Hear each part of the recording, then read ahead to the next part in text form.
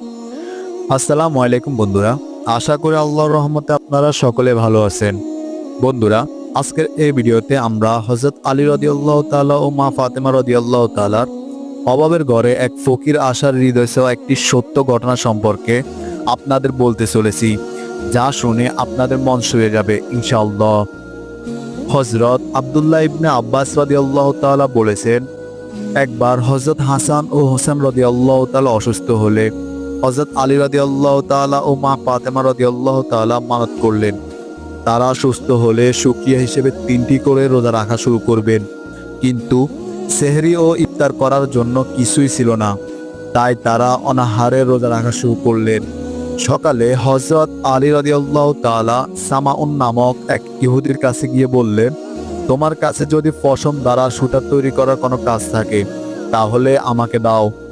হযরত মুহাম্মদ সাল্লাল্লাহু আলাইহি সাল্লামের কন্যা পারিশ্রমিকের বিনিময়ে কাজ করবেন। ইহুদি সামাউন 3 জবের বিনিময়ে এক বস্তা বিশেষ প্রক্রিয়ার সুতা তৈরি করার জন্য ফাতেমা রাদিয়াল্লাহু তাআলাকে দিলেন, এই ভেবে যে কাজ সম্পূর্ণ করার পর 3 জব পাবেন।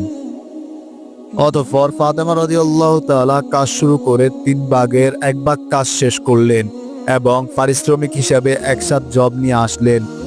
হযরত ফাতেমা রাদিয়াল্লাহু তাআলা নিজ হাতে উক্ত জব পিষে 5টি রুটি তৈরি করলেন। স্বামীর জন্য 2টি রুটি, 2 সন্তানের জন্য 2টি রুটি আর তাদের ঘরের দাসীর জন্য 1টি রুটি। রোজা অবস্থায় সারা দিনের রোজগারের জন্য পরিশ্রমের পর হযরত আলী রাদিয়াল্লাহু তাআলা হুজুর সাল্লাল্লাহু আলাইহি সাল্লামের সাথে মাগরিবের নামাজ আদায় করলেন। অতঃপর ঘরে এসে খাবারের দস্তরখানায় বসলেন। হযরত আলী রাদিয়াল্লাহু তাআলা এক টুকরো রুটি মুখে নিলেন। এমন সময় একজন ফকির ঘরের দরজায় এসে আওয়াজ দিলেন, হে মুহাম্মদ সাল্লাল্লাহু আলাইহি সাল্লামের পরিবারবর্গ, আমি ফকির মিসকিন, আমাকে খাবার দাও। আল্লাহ পাক রব্বুল আলামিন তোমাদের জান্নাতের দস্তরখানায় খাওয়াবে। হযরত আলী রাদিয়াল্লাহু তাআলা হাত নামিয়ে নিলেন, রুটির টুকরোটি আর মুখে নিলেন না এবং ফাতেমা রাদিয়াল্লাহু তাআলার সাথে পরামর্শ করলেন। ফাতেমা রাদিয়াল্লাহু তাআলা বললেন, অবশ্যই দিয়ে দিন, কারণ সে ক্ষুধার্ত। অথচ তারা নিজেরাই ক্ষুধার্ত। অতঃপর হযরত আলী রাদিয়াল্লাহু তাআলা সমস্ত রুটি ফকিরকে দিয়ে দিলেন। ফলে ঘরের সকলে অনাহারে থাকলো। অতঃপর দ্বিতীয় দিনের রোজা শুরু হলো। আবার হযরত ফাতেমা রাদিয়াল্লাহু তাআলা 1/3 পশমের সুতা তৈরি করে 1 জব পারিশ্রমিক হিসাবে পেলেন এবং জব পিষে 2টি রুটি তৈরি করলেন।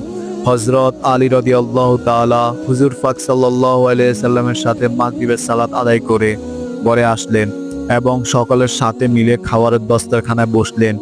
এমন সময় এক এতিম ঘরের দরজায় এসে ভিক্ষা চাইল এবং চরম অসহায় ও দারিদ্রতার কথা বলল। ফলে তারা ওই দিনের মতো সমস্ত রুটি ওই এতিমের হাতে তুলে দিল এবং নিজেরা পানি পান করে তৃতীয় দিনের জন্য রোজা শুরু করলো। সকালে হযরত ফাতেমা রাদিয়াল্লাহু তাআলা বাকি পশম দিয়ে সুতা তৈরি করলেন এবং পারিশ্রমিক হিসেবে বাকি 1 জব ফেলেন এবং সেগুলো দিয়ে রুটি তৈরি করলেন। মাগরিবের নামাজের পর ঠিক বাকি 2 দিনের মতোই যখন খেতে বসলেন, তখন এক যুদ্ধবন্দী দরজায় আওয়াজ দিল এবং অনেক অভাব ও দারিদ্রতার কথা বলে সাহায্য চাইল। অতঃপর তারা আজও সমস্ত রুটি দিয়ে দিলেন এবং সেই দিনের জন্য তারা অনাহারে থেকে গেলেন। চতুর্থ দিন সকালে রোজা ছিল না, তবে খাবার মতো কিছুই ছিল না তাদের ঘরে। হযরত আলী রাদিয়াল্লাহু তাআলা ইমাম হাসান ও হোসেন রাদিয়াল্লাহু তাআলাকে সাথে নিয়ে হুজুর পাক সাল্লাল্লাহু আলাইহি সাল্লামের কাছে গেলেন। ক্ষুধা ও দুর্বলতার কারণে চলাও মুশকিল হয়ে পড়েছে। হুজুর সাল্লাল্লাহু আলাইহি সাল্লাম বললেন, তোমার ক্ষুধা ও কষ্ট দেখে আমার খুব যন্ত্রণা হচ্ছে, চলো ফাতেমার কাছে যাই। হুজুর সাল্লাল্লাহু আলাইহি সাল্লাম ফাতেমা রাদিয়াল্লাহু তাআলার ঘরে আসলেন। তখন তিনি নামাজ পড়ছিলেন। হুজুর পাক সাল্লাল্লাহু আলাইহি সাল্লাম দেখতে পেলেন ক্ষুধায় তার চোখ ভিতরে চলে গিয়েছিল এবং খুব দূর অবস্থা তার। রাসূলুল্লাহ সাল্লাল্লাহু আলাইহি সাল্লাম আল্লাহ তাআলার কাছে ফরিয়াদ করলেন। তখন জিবরাইল আলাইহিস সালাম কোরআনের একটি আয়াত সহ আসলেন। আয়াতের অর্থ হচ্ছে, তারা এতিম, মিসকিন ও বন্দীদের আহার প্রদান করে, খাবারের প্রতি তাদের নিজের আগ্রহ থাকা সত্ত্বেও। তারা এতিম, মিসকিন ও বন্দীদের আহার প্রদান করে, পবিত্র কোরআনে এই আয়াতটি কার উদ্দেশ্যে নাজিল করা হয়েছে তা বুঝতে আর বাকি রইল না। হযরত আলী রাদিয়াল্লাহু তাআলা তার কর্মের দ্বারা আল্লাহর সন্তুষ্টি ও প্রশংসা লাভ করলেন। আল্লাহ পাক হযরত আলী ও তার পরিবারবর্গকে মোবারকবাদ জানালেন। প্রিয় বন্ধুরা, আজকের এই ভিডিও থেকে শিক্ষা হলো, দানশীল ব্যক্তি আল্লাহর নিকটবর্তী, দানশীল ব্যক্তি জান্নাতের নিকটবর্তী, দানশীল ব্যক্তি মানুষ ও সমাজের নিকটবর্তী। মহান আল্লাহ তাআলার উদ্দেশ্যে দান করলে আল্লাহ তাআলা তাদের প্রশংসা করেন। হযরত আলী রাদিয়াল্লাহু তাআলা ও মা ফাতেমা রাদিয়াল্লাহু তাআলার দানে আল্লাহ তাআলা সন্তুষ্ট হয়ে ওহী নাজিল করলেন। তাদের দান কতটা উচ্চ পর্যায়ে ছিল, সুবহানাল্লাহ।